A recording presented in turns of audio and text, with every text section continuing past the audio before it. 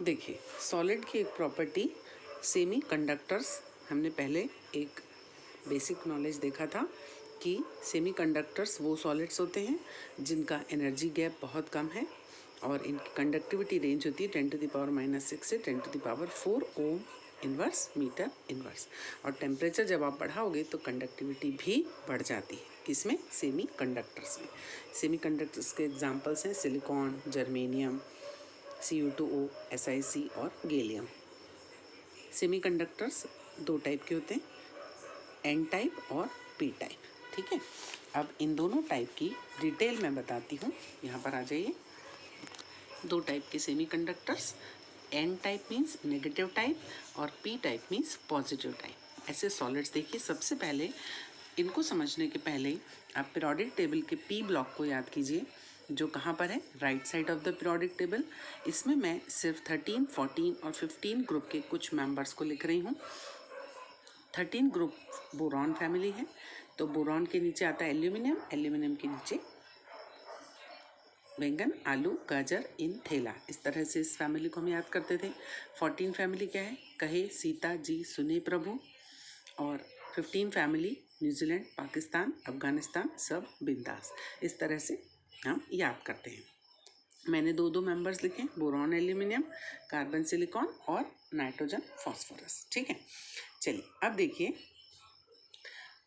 अब क्या किया जाए कि ये जो 14 फैमिली है इसके किसी भी मेंबर में यदि मैं 13 फैमिली के किसी भी मेंबर्स को मिक्स कर दूं, ठीक है, जैसे सिलिकॉन में यदि एल्यूमिनियम को मिला दूं तो ये डोपिंग हो गई, इम्प्योरिटी एडेड होगी। तो ऐसा जो टाइप कहलाएगा वो कहलाएगा पी टाइप, ये पी टाइप कहलाएगा।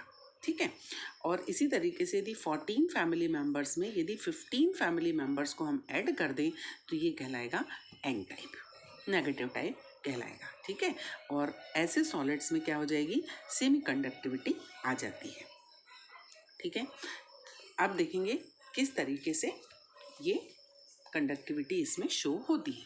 अब एन टाइप को मैं यहाँ पर सबसे पहले बता रही हूँ। N type means negative type, और नेगेटिव टाइप मीन्स जब 14 फैमिली में जब 15 फैमिली को आप ऐड करो। देखिए, जैसे इसमें कार्बन को लिया मैंने, कार्बन का एटॉमिक नंबर है 624 कॉन्फ़िगरेशन मीन्स 4 इलेक्ट्रॉन इसके लास्ट में है। इसी तरीके से सिलिकॉन देख लीजिए, सिलिकॉन का एटॉमिक नंबर कितना है? 14। 14 को कैसे आप कॉन्फ़िगरेट करोगे? 284 मीन सिलिकॉन के भी लास्ट में कितने इलेक्ट्रॉन्स है? 4 इलेक्ट्रॉन्स है, और 4 इलेक्ट्रॉन्स इसको और चाहिए अपना ऑक्टेट कंप्लीट करने के लिए। अब इसी तरीके से यदि 15 फैमिली का मैं फॉस्फोरस देखूं तो इसका एटॉमिक नंबर कितना? 15, 285। तो फॉस्फोरस के लास्ट में कितने इलेक्ट्रॉन्स? 5 इलेक्ट्रॉन्स हैं, और इसको ऑक्टेट कंप्लीट करने के लिए 3 इलेक्ट्रॉन्स की नीड है। ठीक, और एल्यूमिनियम कैसा है? 13 है। 13 मीन्स 283, लास्ट में 3 इलेक्ट्रॉन, और नीड कितने की है? 5 इलेक्ट्रॉन्स की है। ठीक है, चलिए अब हम देखते हैं कि एडिशन के बाद क्या कंडीशन बनेगी। यहाँ पर मैं सिलिकॉन में फॉस्फोरस को ऐड करने वाली हूँ, मतलब एन टाइप को मैं फोकस कर रही हूँ। देखिए, सपोज सिलिकॉन का एक क्रिस्टल है, सिलिकॉन के साथ सिलिकॉन, सिलिकॉन के साथ सिलिकॉन, इस तरह से प्योरिटी में सब एडेड है। ठीक है, तो सिलिकॉन का परफेक्ट सॉलिड हो जाएगा। अब यदि मैं क्या करूं, इसमें एक आध सिलिकॉन का क्रिस्टल हटाया मैंने और उसकी जगह फॉस्फोरस को ऐड किया। यहाँ पर मैं सिर्फ एक को ऐड करके बता रही हूँ। तो देखिए किस तरह से होगा। अब फॉस्फोरस जो है इसको कितने इलेक्ट्रॉन्स की नीड है? सिर्फ 3 इलेक्ट्रॉन्स की नीड है। ठीक है, और सिलिकॉन को कितने की नीड है? 4 की नीड है। तो ये सिलिकॉन जो सिलिकॉन से एडेड है वो तो 4 से एडेड है, लेकिन फॉस्फोरस जो है इसके लास्ट में 5 इलेक्ट्रॉन्स हैं, और वो 5 इलेक्ट्रॉन्स हैं, और इसको नीड कितने की है? 3 की है। तो ये फॉस्फोरस जो होगा वो 3 तरफ से तो ऐड हो जाएगा, लेकिन जो एक इलेक्ट्रॉन जो इसका बच गया, क्योंकि 5 है, 5 इसके लास्ट में 3 से जुड़ गया। ठीक है, तो इस तरह से वो कंप्लीट तो हो गया, लेकिन यहाँ पर एक इलेक्ट्रॉन जो होगा वो इसका बच जाता है, जो किसी सिलिकॉन से ऐड नहीं हो पाता। Means electron efficient impurity phosphorus जो है वो ऐड की गई है किसमें? सिलिकॉन में। और जो सिलिकॉन था वो क्या था? वो था 14 फैमिली का मेंबर। तो ये जो एक्सेस ऑफ इलेक्ट्रॉन है उसके कारण ही इसमें कंडक्टिविटी शो होने लगती है। इसी तरीके से यदि आ जाओ, अब सिलिकॉन का यदि मैं सॉलिड लूँ और उसमें मैं मिला दूँ एल्यूमिनियम को। ठीक है, तो अब एल्यूमिनियम में क्या हो रहा है कि एल्यूमिनियम को कितने की नीड है? उसके लास्ट में कितने इलेक्ट्रॉन्स हैं? 3 इलेक्ट्रॉन्स है, तो वो 3 तरफ से तो ऐड हो गया।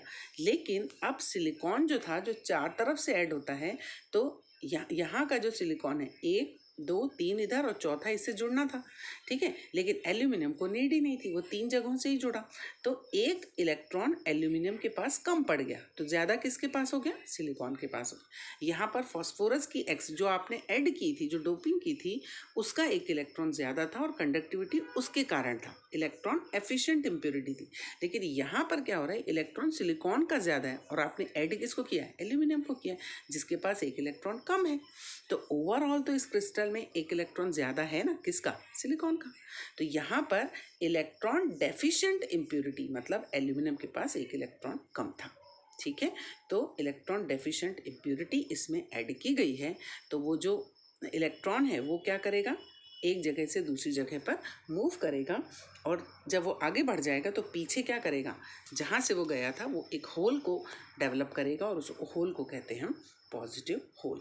और इस तरीके की इम्प्योरिटी जो ऐड हुई और जो टाइप कहलाएगा वो कहलाएगा पी टाइप, ठीक है। तो सिलिकॉन में जब फॉस्फोरस ऐड होगा तो वो कहलाएगा एन टाइप, और सिलिकॉन में जब आप एल्यूमिनियम को ऐड करते हो तो वो कहलाएगा पी टाइप। तो इस तरह से इम्प्योरिटीज़ ऐड करने के बाद या तो इलेक्ट्रॉन की एफिशिएंसी हो गई या इलेक्ट्रॉन की डेफिशिएंसी हो गई, बट इलेक्ट्रॉन के मूवमेंट के कारण ही ऐसे सॉलिड्स जो रहते हैं वो कंडक्टिविटी शो करने लगते हैं।